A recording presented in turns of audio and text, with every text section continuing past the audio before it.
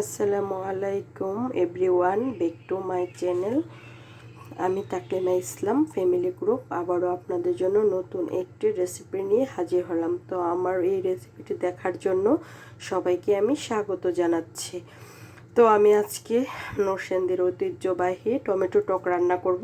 এগুলি মনে হয় বাংলাদেশি ট্যাংরা মাছ।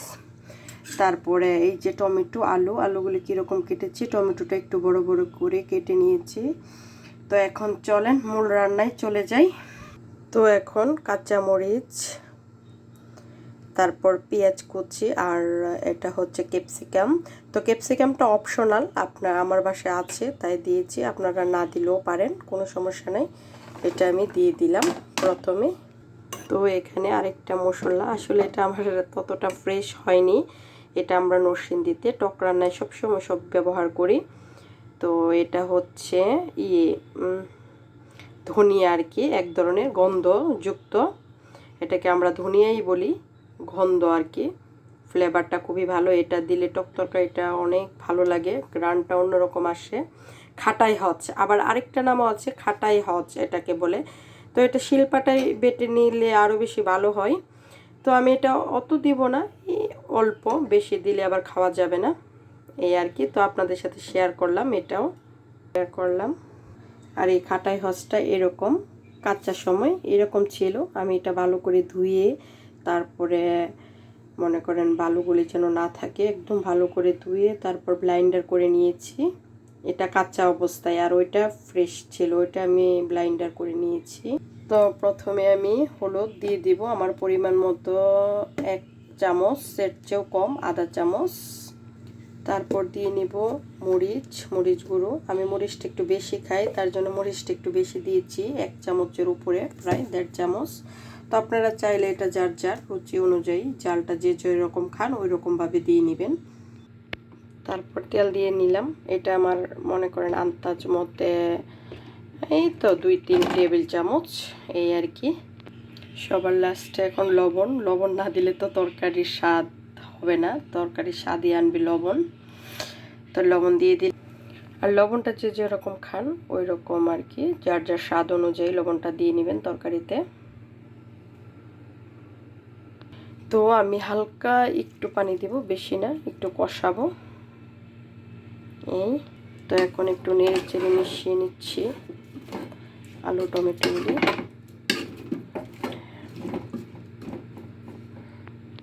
তো এখন চুলায় জাল ধরিয়ে দিচ্ছি, এই তো এখন ডেকে দেব, কষানো হোক আগে। আর এদিকে আমি ফ্রাই প্যানও বসিয়ে দিয়েছি। তো এখন ট্যাংরা মাছগুলি দিয়ে নিব, আমার তেলটা এখনো গরম হয়নি, তো হয়ে যাবে। আমি দিয়ে দিচ্ছি একে একে মাছগুলি।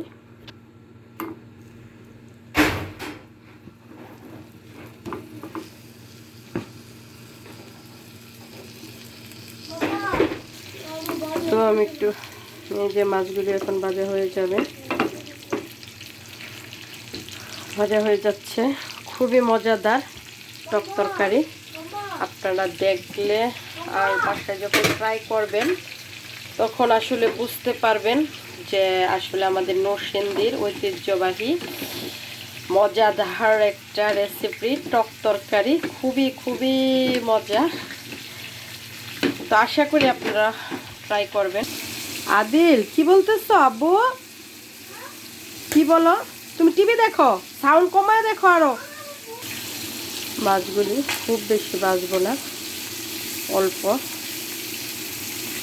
অল্প আছে ভাজতেছি।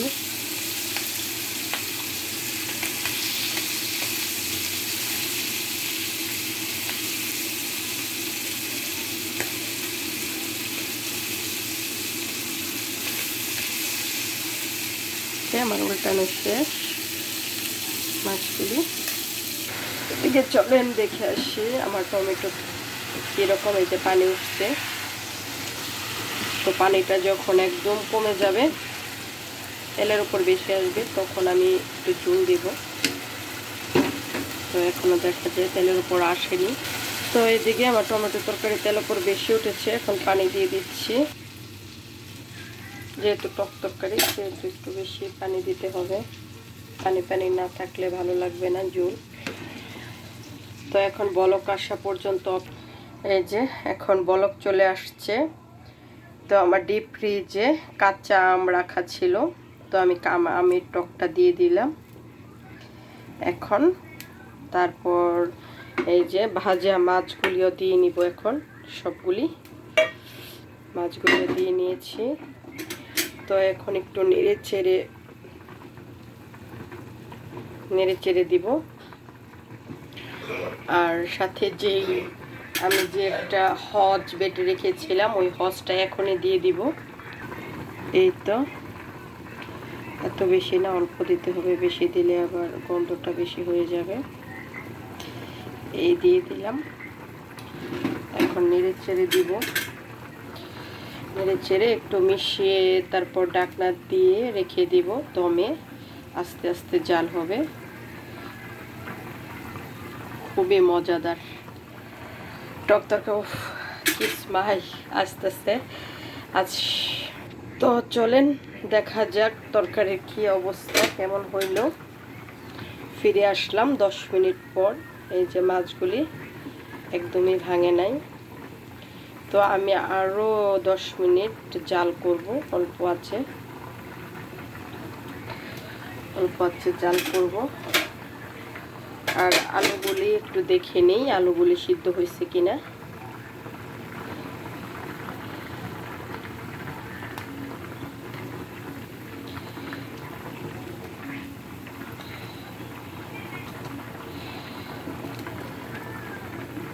আচ্ছা, আলুগুলি সিদ্ধ হয়ে গেছে প্রায়।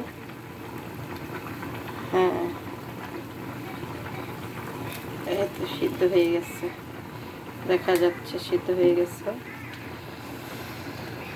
তো এখন আরো জাল করব, জালটা আরো একটু কমিয়ে দিব। এখন জালটা একদম লো আছে দিয়ে ডেকে রেখে দেব। জাল হবে আরো 10 মিনিট। 10 মিনিট পর আবার ফিরে আসব। তো ফিরে আসলাম 10 মিনিট পর। এখন আমি একটু ধনিয়া পাতা দিয়ে দিব।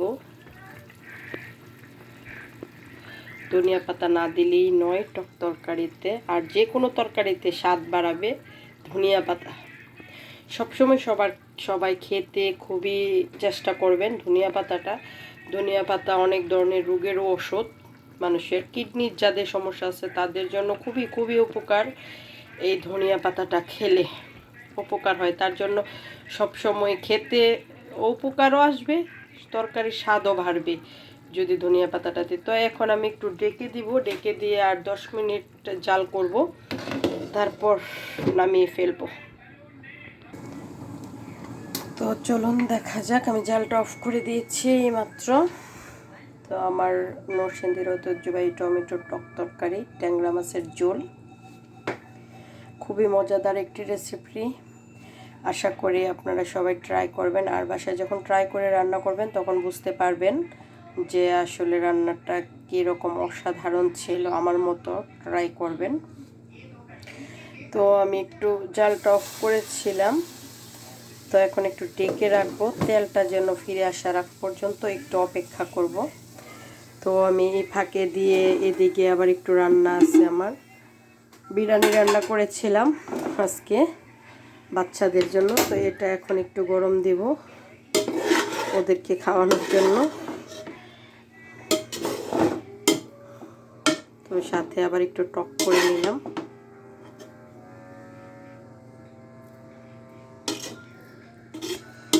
এই আর কি।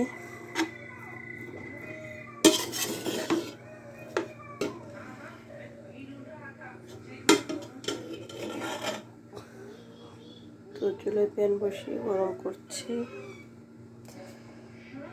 একটু নেড়ে চেড়ে